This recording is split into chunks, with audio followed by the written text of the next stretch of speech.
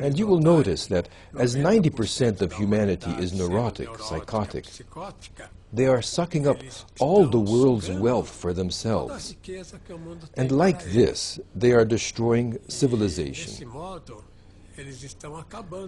This is what I want to bring to the attention to the populations of the world, and even to the powerful, that they should do what Christianity counsels: love one another. Because nowadays, this phrase has been altered like so: hate and exploit one another. The human being is not very aware of paranoia. Well, what is paranoia? It's the act of projecting one's own problems onto others. So, who are the worst type of people in the world?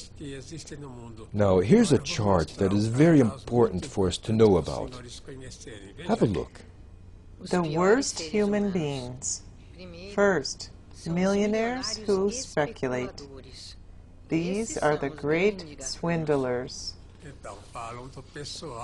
People complain about people who steal, about thieves, con men.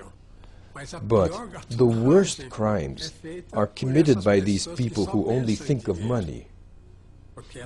For these people to have money, they have to take it from others. When we lived in the United States in 1984, it was the start of the speculation period called Reaganomics. Reagan created this so the country could suck all the money it could get, principally from the American people, but also from the people of other countries. And as this is a complete lack of ethics, the country entered into a decadent process. The human being has to work for the benefit of others, not solely for himself. An individual who works for his sole benefit will end up becoming more and more sick. As we say, he will become progressively more pathological until he dies. Let's look again in second place, the worst human beings. The large entrepreneurs who are without ethics. This is more than evident, isn't it? If an entrepreneur creates things only for his own advantage, it's completely unethical. Thirdly, the powerful who live from money they make dishonestly. Observation. All these people are psychologically sick. They're neurotics and psychotics. It's difficult to understand this, isn't it? But it's not that the person is sick and then becomes avaricious, miserable, egoistic. That's not the way it is. The human being is first egoistic, selfish, and then as a result, he becomes sick. If a person doesn't like his fellow man, if he doesn't help one's neighbor, if he doesn't live to do good for others, instead of only getting for himself, if the person doesn't do good, then why does he complain when he begins to get more and more mentally sick? Not to mention the consequences of this in eternity.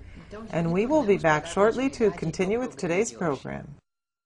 You know the English expression, you have nothing if you don't have your health. You know what it's like. You could have lots of money, lots of possessions, lots of family and friends, but if you get sick, ooh, there's something not so great about that. In this landmark book of Dr. Norberto Keppe, The Origin of Illness, he explores actually what causes our illness. You're going to find that there's stuff inside the human being that does that. And this is a very important book on that basis. Richly illustrated with many examples from psychoanalytical analysis sessions, this book explores finally the real root causes of why we become sick, individually and by extension out in our society. It's a book I think every North American, every English-speaking person needs to read. The Origin of Illness by Dr. Norberto Keppe. You can find more information here on the website on the screen right below me. Make sure you take a chance to read it because you're going to find something very illuminating and very helpful to you in your life from The Origin of Illness. segmento In the anterior, last essa segment, Dr. problemática da Kathy falta was de talking about ética the lack of que ethics foi that has infiltrated infiltrada the financial and na economic área fields econômica worldwide. financeira mundial. But we Mas were também also nós vemos seeing isso this nas principais occurring in many profissões dos indivíduos. professions. Vejam Let's vocês o see que o what Dr. Dr. Roberto Giraldo has to say fala about a this. respeito. Toda doencia depende de que nosa conciencia niega o vem, nega o velo, nega o verdadeiro. Toda doença que nós temos é uma censura que nós hacemos do bem. Quando nós começamos a ver essa censura, esse mal que nós temos interiormente, os odios que nós temos, os rancores que nós temos, a arrogância, a inveja que nós temos, começamos a curar todas as doenças. A inveja é a origem de todas nossas doenças e também é a origem de todos os males sociais, porque as pessoas que têm poder en los países, en los gobiernos o en las instituciones de alto poder en el mundo, como Banco Mundial, Banco Interamericano de Desarrollo,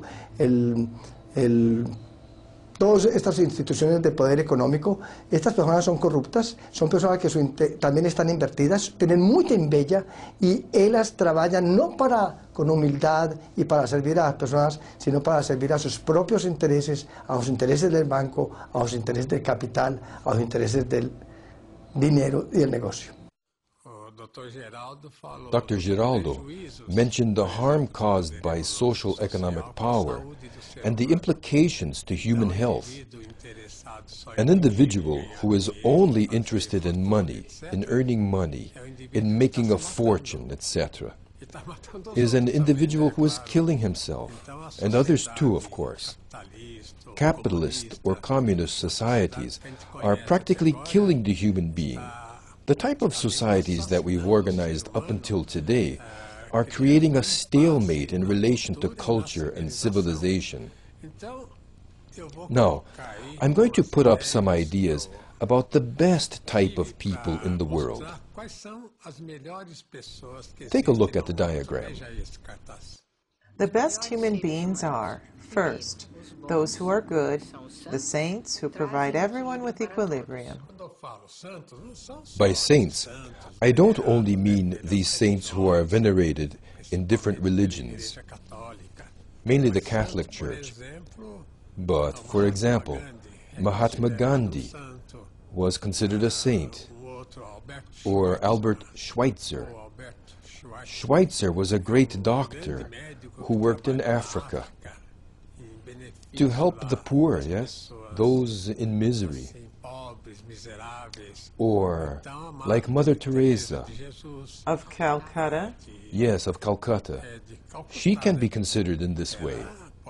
And these greatly idealistic people. Now, I would like to show you that the United States was founded to create the kingdom of God on earth, the kingdom of goodness. These four founders of the nation, the founding fathers of American civilization, brought incredible things to us that unfortunately have been left aside. Look at the first one. Thomas Jefferson. What did Thomas Jefferson say? What were his ideas? The Declaration of Human Rights. Now look, what a fantastic thing this is. Listen, if the world followed 10% of what this man said, the world would be well. This is all in the American Constitution. Take a look. Every man has the right to life, liberty, and the pursuit of happiness.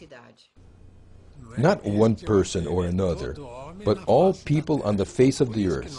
This is why we were born and why we're here. Even though many think we reincarnate, we have only one life, and that's this life. Secondly, the worst thing in the world is the egoism of monarchs, the clergy, and the nobles. Because in those days, they didn't have yet the social economic